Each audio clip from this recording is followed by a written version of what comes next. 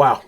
Last night's episode was something else. So we're not even going to waste time. We're going to dive straight into it right now and begin with Elise and Josh.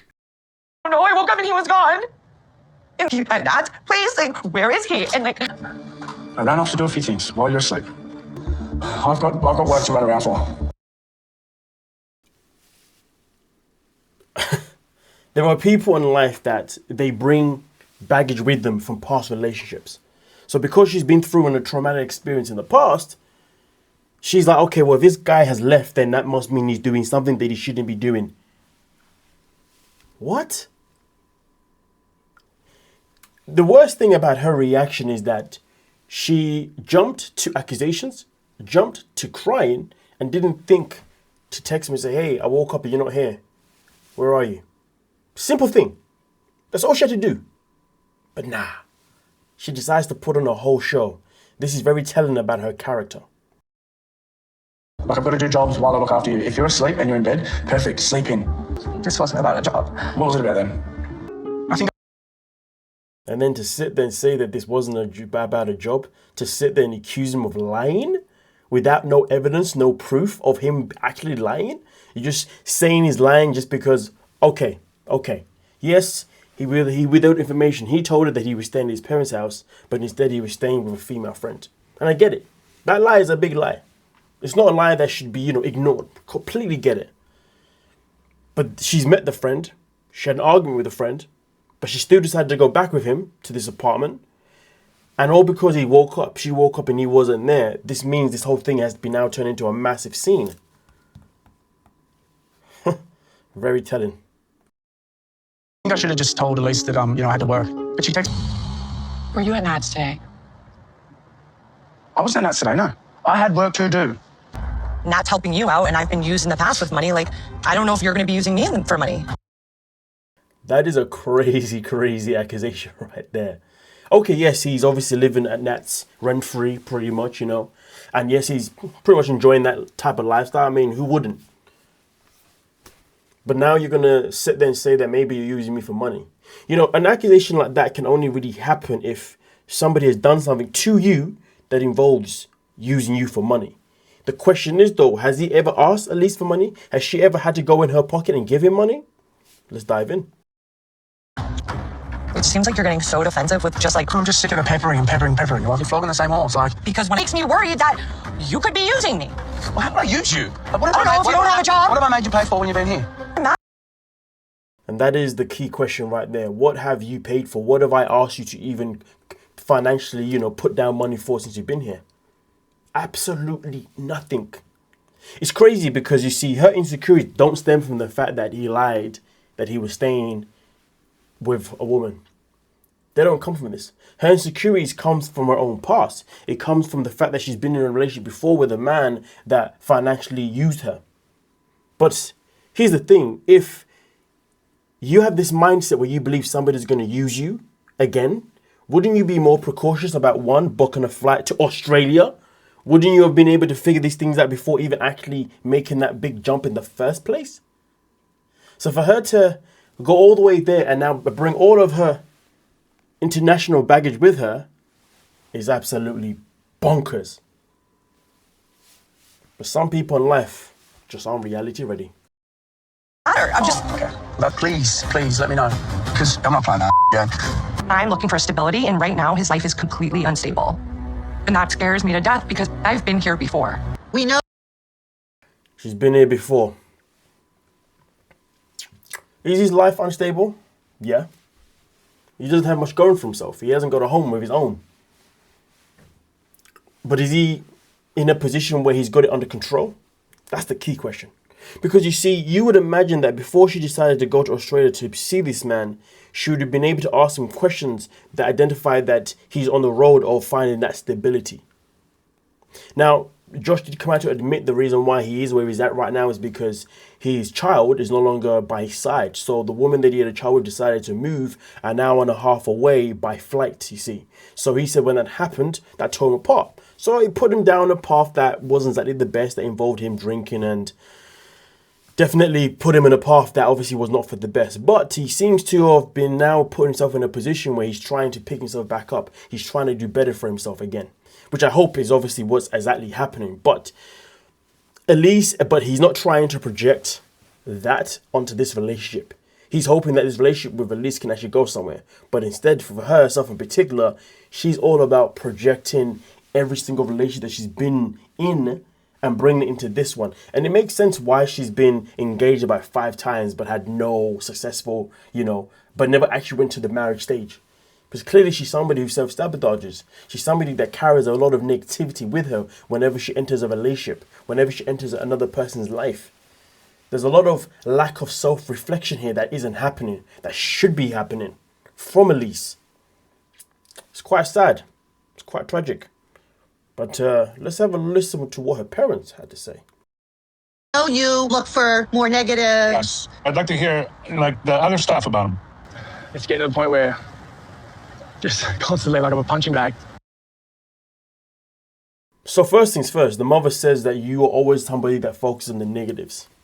If she's somebody that always focuses on the negatives, then that means she is somebody who is a self-sabotage type person. And then obviously we have Josh talking about he feels like he's just a punching bag. Whenever he's around her, all she wants to do is complain. All she wants to do is fuss about this, that, and the other. Which tells me that I guess this is something that she was doing even before she found out about him staying with a female friend. That she's convinced that maybe there's something going on. You know what the biggest issue is with this relationship? It's not even the fact that he's staying with a female friend. It's more the fact that there were things about him that she already knew before flying that she did not want to take into account. But now she's taking into account. She knew that this man didn't have a job. So the point when she realized that he wasn't actually earning money or he was in a position where he was living with his parents or whatever, why couldn't she have taken that opportunity to be like, maybe he's trying to use me financially? Because here's the thing, she likes to talk about her past and bring that in. So why didn't she think of it then? But now all of a sudden, because she's found out that he's staying with a woman, now he must be using her for financial gain. What? I mean, the clues would have been there already anyway. I'm not saying he's using her for financial gain, but if he was, the clue was there when she found out he wasn't even working. But at the same time, there's also another clue that counteracts that. He's never actually asked her for anything financially. So therefore, the clue was never there. She's now making up a clue because of his relationship with his female friend. She's someone that likes to make up things that don't exist. That is the biggest problem with Elise. Create her own problems. It's quite tragic, it's quite sad, it's quite pathetic. But now we're going to get into Rick and Trisha. That's the one. My apologies. I was trying to think what her name was again. How to convince Rick to have a baby. He hurt me so much. It's hard for me to lose Rick. I love him so much. If he doesn't want a child, we have to break up. I have very little to say about this one. You know that this man booked a flight to Colombia to go spend a weekend with his ex that he slept with multiple times. I mean, to be fair, whether it was once or twice or 100 times, it doesn't really matter. He still booked a flight to go and sleep with his ex. He told you this. And you care, and yet you still brought him around your family. And then also on top of that, he's telling you that he can't guarantee if he wants children with you. But yet you want to put yourself in a position where you're now in the middle of him and your family, where you've now got to choose that if you decide to proceed being with him, even though he doesn't want kids, your family are probably going to disown you. Or you can leave him, your family won't, or you can stay with him because he wants to give you kids and your family will still be around. Now, the maddest thing about it is that I'm not a big fan of ultimatums. Sometimes ultimatums can make sense. In this situation, it makes a lot of sense because you are in a position, and the maddest thing about it is the family doesn't even know that he has stepped out and slept with somebody else. So this is why this should be easy for her. Him saying he doesn't want kids would have... This is the maddest part. I was about to say that him not wanting kids is your get out of free clause card, whatever the hell you want to call it. But then I realized him telling you that he cheated on you was already your get out of free clause bloody card type situation. And she didn't take it.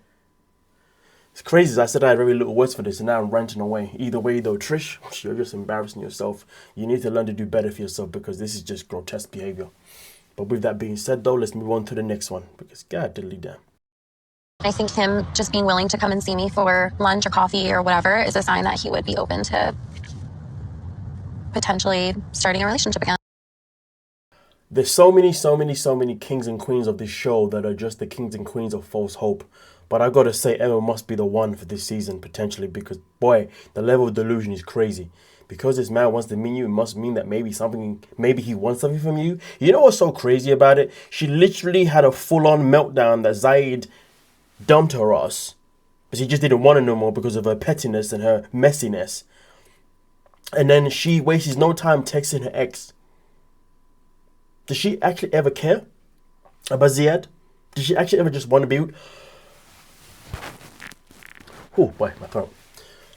Did she actually ever want to be with Ziad purely because she actually wanted to be with him? Or is it because she's just desperate to find someone who's just going to put a ring on her finger and just marry her? Because the way she had a hissy fit about him and had a whole crash out meltdown over Ziad dumping her, and literally within hours later she's texting her ex.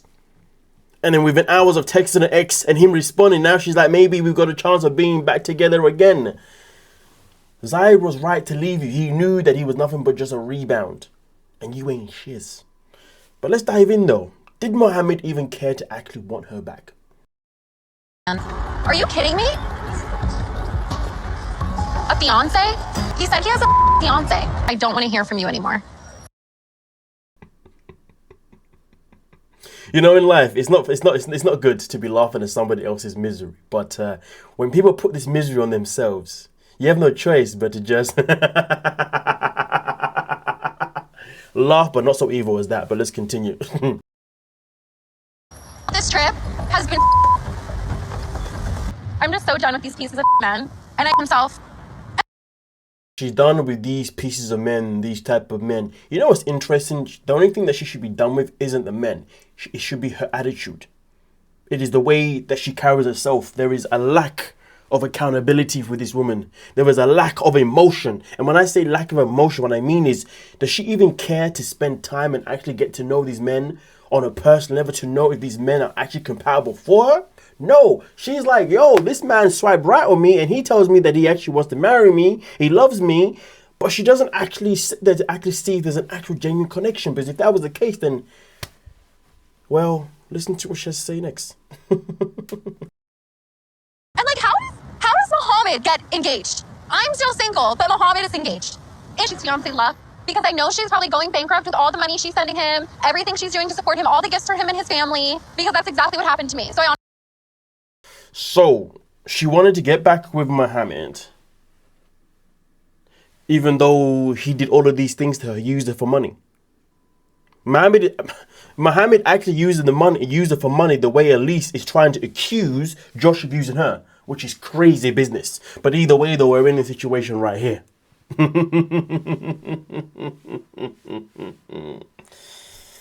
Where she's now having a complete meltdown and now exposing all the bad things about him. But like I said before, does this woman actually have the ability to be emotionally connected to someone? She just jumped Zaid because Mohammed didn't want her. Zaid said, I don't want you too. So then what she do? She jumps back to Mohammed. And then Mohammed said, I don't want you. So what does she do? She then rants about how Mohammed did this, and that. The same way she said that Zaid did this, and that. She complains about what Zaid did, what Mohammed did, but yet she's the one that still wanted to marry them both, regardless of what they did to her. Tells you a lot about this person's self-worth. She makes Vanya look like as if she's not thirsty, and Vanya's thirsty as hell. Emma is a different type of category of thirsty.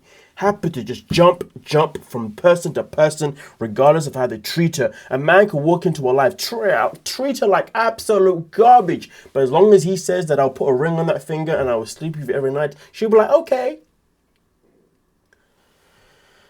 Whew. Honest, I was not meant to find love here. Even if there's chance of her, actually to be fair, there is chance of her finding love at some point in life. But for her to find love, it doesn't matter where you are in the world. The first thing you got to do is to find a way to love yourself first and foremost, like properly, not fakely, and also actually know and learn how to bond with people, because I don't see no bonding with this girl. I know someone's gonna meet me and someone's gonna love me and someone's gonna appreciate everything that I do and the person that I am. Yeah, for somebody to do that, ever even get to that point, then that means you've got to learn to actually get to know people so people can get to know that side of you. Because the only side of her that people get to know is the side of her that says that I'm thirsty for a man to just marry me and sleep with me. And don't get me wrong, there's plenty of men that'll be more than happy to be in that situation with you, because there's plenty of men in the world who look for a trophy wife.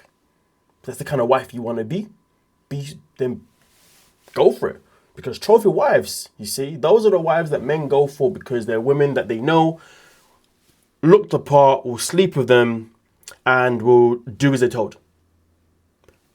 There is no emotional connection that's needed. They don't look for that woman to be there for them emotionally. They don't look for that woman to even actually love them properly. They look for that woman to just be there because they've got money that can fund for their lifestyle, and all she's got to do is just do her job. Quite sad, isn't it? Very, very sad. But she has the mentality of a trophy wife, not the mentality of a loving, caring wife. There's a difference. But hey. With that being said though, do you think Emma will ever be in a position in life where she will be reality ready to recognize that she is the problem behind all of her relationships? Or do you think that she will always be simply moving mad? Now we're going to move on to the next one. Ah, yes, Birkan and Laura. Now, of course, if you've made it to this part of the video, that means you're enjoying yourself, which means you should hype the video, please, and subscribe. Let's dive in. I have a gift for you. You have a gift for me? I actually have two gifts for you. Oh, that's a... One, your book. Oh, the And you second... fell in love with these the first time, so here's another set. The packing cubes that I love that you got me. I'm here too, your boyfriend. It doesn't matter that you're there as a boyfriend. Listen, at this moment in time, if another man has walked in and he has decided to gift your woman gifts, that's a conversation that you need to have with both of them then and there. It's a conversation that you say, oh, hold on a minute, what's going on here? But in this situation, there's a slight thing that kind of makes it okay. He simply bought her a book from home. Not a book that he bought for her, it was just a book that she just had that she asked him to bring. So really and truly, it wasn't that deep. And then I guess he decided to get something else on top of that she liked as well. So is it a situation where it's like, okay, this is threatening that he's trying to steal my girl? Not necessarily. So let's proceed because, yeah. He just brought me a gift. I love that gift. Me too. I had to be a jerk at the beginning, because he has to know the boundaries. Strategy. I have to get information first. He had to be a jerk so Michael knew the boundaries. I'm going to tell you this now. If you have to be a jerk so somebody knows your boundaries, it exposes how insecure you are as a person. You shouldn't ever have to be a jerk to set your boundaries. That is nothing but utterly pathetic. Okay? Why? Let me explain to you. If I'm with a female and she's got a female friend, sorry, if I'm with a female, if I'm with a woman and she's got a male friend, the day that I meet that male friend, I am going to be nothing but super nice to that guy. Super nice to him. I'm going to be genuine as hell. Why? Because you see, I can't let him, if I'm one of these jealous people, I can't let him know that I'm jealous. That's not a good look. It's not even intimidating. Because then he knows that he's under my skin. And if he really is in a position where he has intentions of being with my girl behind, secretly, him knowing that I'm afraid of him knowing that I fear his presence and I find it intimate or whatever, is not a good thing. I'm going to be super nice to him. I'm going to make sure that he knows that I do not see him as a threat. Me and him are going to I'm going to treat him as if he's my best buddy. Simple as that. So whether you are a jealous man or not a jealous man, that's how you treat that male friend when you first meet him. And it's the same thing that women should do as well. Because here's the thing. If I go into it and I'm going to be a jerk, I'm only letting him know that I see him as a threat. Nah. Don't ever do that. Men or women, don't ever do that. Trust me. So yeah, being a jerk doesn't set boundaries. Being a jerk tells him that your boundaries are already, there's already a crack in the boundaries. Why? Because it tells me that that day that she comes to me, so I'm the male friend in this situation, just to clarify, that day that she comes to me and she says to me, oh, yeah, so this happened with Birkan, da-da-da-da. I know exactly what I need to do and say in that moment in time because I know that man already fears me.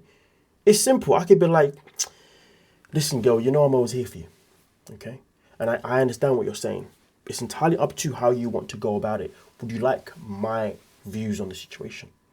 And my view would be, well, it's a bit concerning to me that he's a man that sees me as a threat when I'm nothing but just a friend to you, okay? I've never done anything wrong to you, but he sees me as an enemy. So his behavior of what he's doing right now doesn't really surprise me. It kind of gives me very insecure vibes, kind of gives me kind of controlling vibes, and I'm just letting you know. So it's up to you whether or not you want to continue being with somebody that has like an insecure vibe, controlling vibe, jealous vibe that may not be healthy. Something along those lines, you know what I mean? Something along those lines. But see, in that moment in time, all I'm doing is just adding damage. And she's gonna look at him thinking, oh, that's a very good point. And he's probably like, yeah, you got a good point. And you know, and you're never insecure about the men that I date. You're always very supportive about the men I date. You know, you always help me out whenever I need help and all that kind of stuff. You see the effery behind that nonsense. So men and women, trust me, if you're not a fan of your female or male partner's friend that is the same gender that you're attracted to, whatever, don't ever show them that you're afraid. It's just, yeah, it's not the one. It's not the one. I realized his motive, I'll be the mother that stops it. Okay. I love keeping my enemies close. And see, because he's also letting her know that he sees Michael as an enemy, it's even worse. Because that moment in time where everything that I just said a second ago, when I'm saying those things, she's remembering things like, he did say you're an enemy, or he did say these things about you. And he should know not to say the things like because he knows that you're a good friend to me. You're basically helping a brother out. You're simply helping a brother out. Because you see, I know that because he doesn't like me, he's definitely telling you things behind my back about how I ain't shiz and how I shouldn't be in your life. Yeah, Birkan is a clown. Laura made a move on me. A very strong move on me, one that you do not misunderstand. She kept something from me. What is it gonna be in the future? Or is there gonna be a future?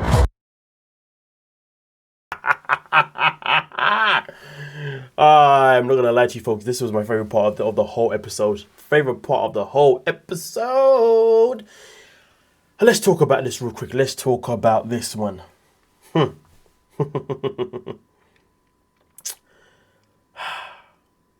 If Birkan is a man, because let's not forget, a few episodes back, Michael came in and said, do the boys do the making the tea? And he said, we are men, not boys. Well, a man in this situation, he's not going to give Laura the time of day. He's going to go back and say to her, listen, me and you're over.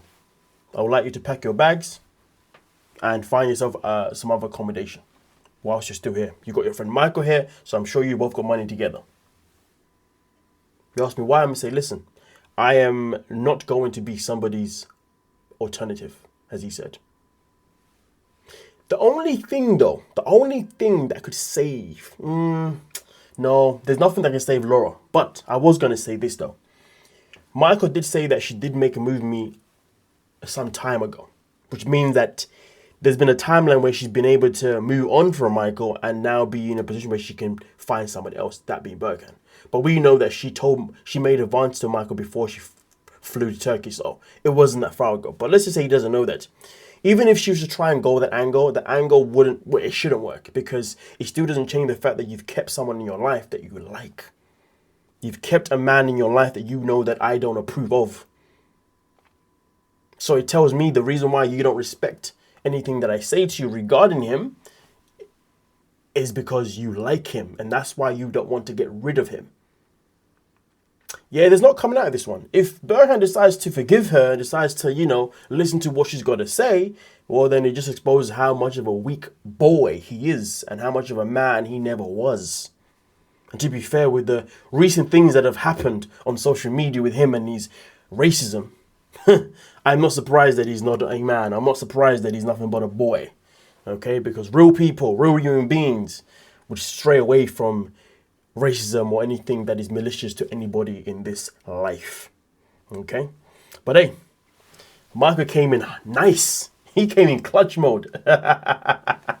Yeah, but he wasn't lying though. I turned her down when she made an advance to me. So know your role, know your place. If you smell... Hey, calm down, calm down. There's no Barama bull here, okay? Just know your role.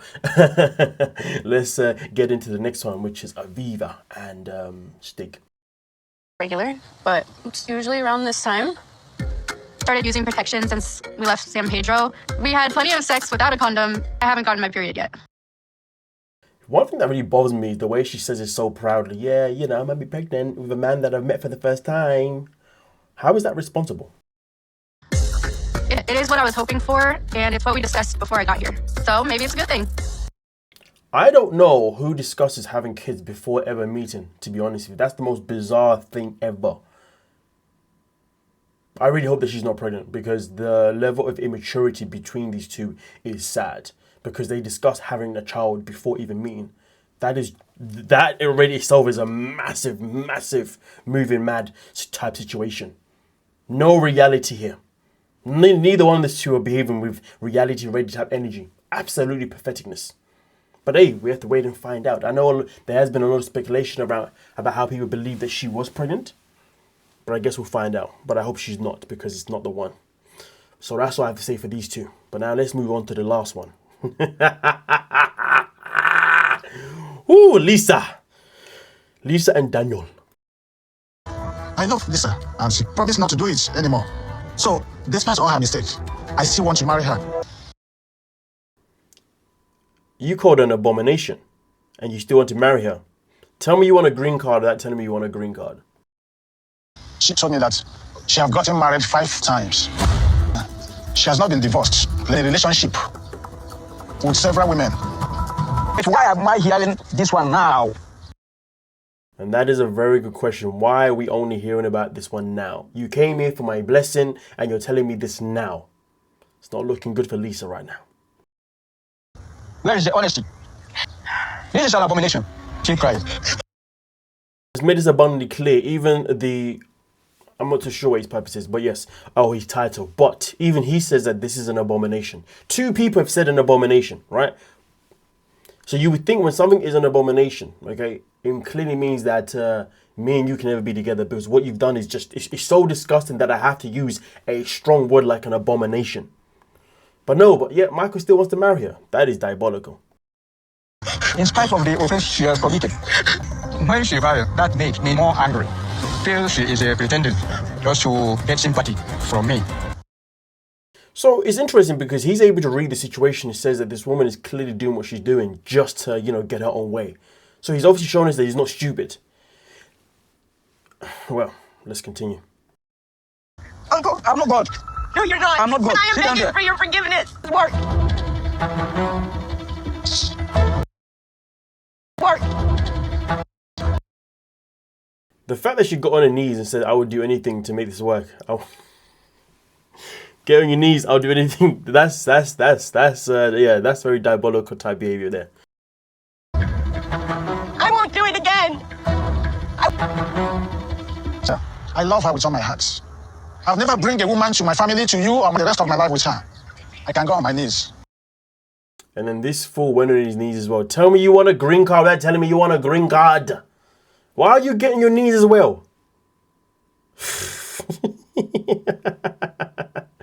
Lisa and Daniel are 2 very simple words. Moving mad. Please. Please. I'm not a thief, please. I think you know that. I know. And now there's a whole new freaking character put into it. So they went to this. So they went to him to get approved for the wedding to begin with.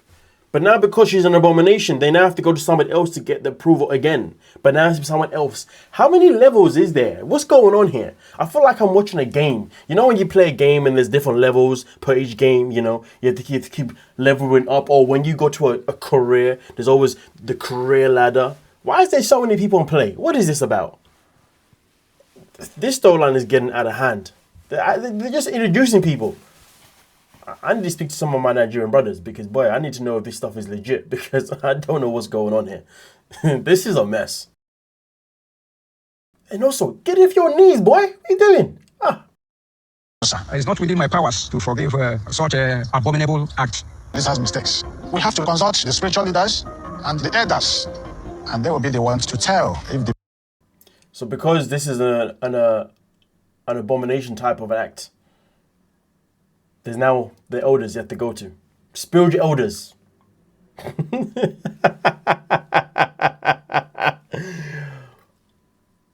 I have nothing to really add to you that's really going to be beneficial here that anybody can learn from. I like to give comments that, you know, can give advice and opinions on what's going on. But this one here is out of my depth because, well, what is going on here? Or the only thing that I can tell you is, tell me you want a green card without telling me you want a green card. And tell me that your family's helping you do that in this process. They both called an abomination, but yet they both are now put in a position where she still has hope to still marry Daniel. What the hell is going on here? But I'm not going to lie to you folks. I want these two to get married. I want them to go the forward because I want to see Laura back again and Daniel back again for another season. Because these two are comedy gold. They have been the best entertainment of 90 Day in a long time. Maybe I shouldn't be this happy of seeing people's misery, you know, but it's funny.